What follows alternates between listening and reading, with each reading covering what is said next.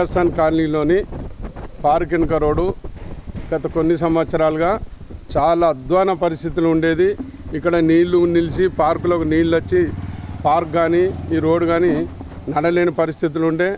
ఇంతలోనే ఇక్కడ ఒక అపార్ట్మెంట్ కూడా నిర్మించుకోవడం జరిగింది. ఈ అపార్ట్మెంట్లో వివిధ గ్రామాల నుంచి వివిధ నగరంలోని వివిధ ప్రాంతాల నుంచి వచ్చి ఇక్కడ ఇల్లు కొనుక్కున్నారు.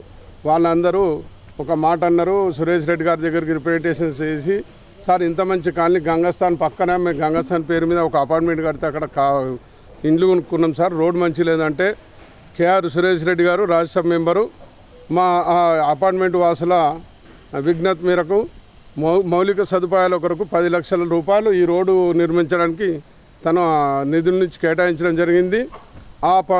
ఆయనకు ఈ వీడియో ముఖంగా ఆయన కృతజ్ఞతలు తెలుపుకుంటూ ఈ రోడ్డు నిర్మాణానికి మా కాలనీ వాసులందరూ హర్షం వ్యక్తం చేస్తున్నారు. మా కాలనీ ప్రెసిడెంటు, తర్వాత బిల్డర్ నవీన్ రెడ్డి గారు, రాజేందర్ రెడ్డి గారు, ప్రవీణ్ రెడ్డి గారు, మిగతా మా కార్యవర్గ సభ్యులు మా గంగస్థాన్ కాలనీ వాళ్ళు హర్షం వ్యక్తం చేస్తూ, సార్ మా దాంట్లో కూడా కొంత రోడ్లు వేపియాలంటే ఆయన ఈ రోడ్డుతో సహా ఇంకొక రోడ్డు మా దగ్గర గంగస్థాన్లో రోడ్ నెంబర్ 5 బాగా అధ్వానం ఉండే, దానికి కూడా నిధులు కేటాయించడం, అది కూడా ఇందులో భాగంగా ఆ రోడ్డు కూడా చేయడం జరుగుతుంది.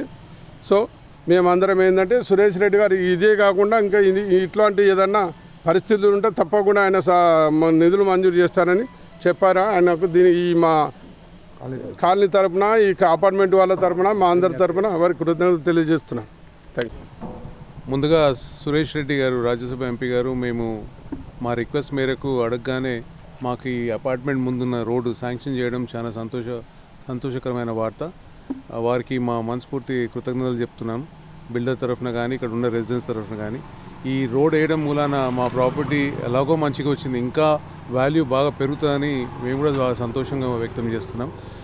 ఈ రోడ్డు అడగగానే శాంక్షన్ చేసినందుకు సురేష్ రెడ్డికి,